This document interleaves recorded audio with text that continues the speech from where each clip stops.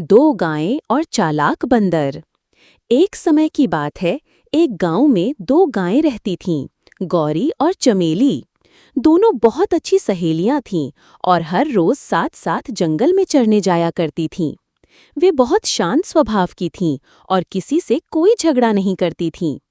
एक दिन जब वे चर रही थीं, तभी वहां एक चालाक बंदर आ गया। वो बहुत शरारती था और दूसरों की चीजें चुराकर मजा लेता था। उसने देखा कि गायें बहुत सी घास खा रही हैं और उनके पास खाने के लिए बहुत कुछ है।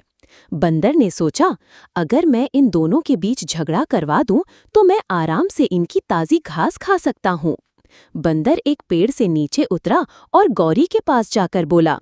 चमेली ने कहा कि वो तुमसे ज्यादा सुंदर और समझदार है। गौरी को गुस्सा आया, लेकिन उसने कुछ नहीं कहा। फिर बंदर चमेली के पास गया और बोला, गौरी कह रही थी कि तुम बहुत आलसी हो और उसके बराबर नहीं हो। अब चमेली भी नाराज हो गई। दोनों गायें आपस में लड़ने लगीं। बंदर चुपचाप उनकी ताजी घास खाने लगा। थोड़ी देर बाद दोनों गायें थककर चुप हो गईं।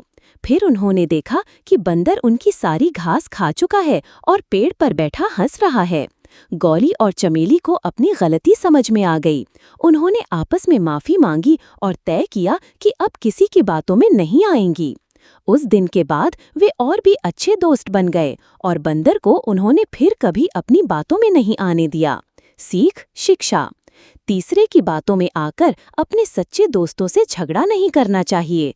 एकता में ही शक्ति है।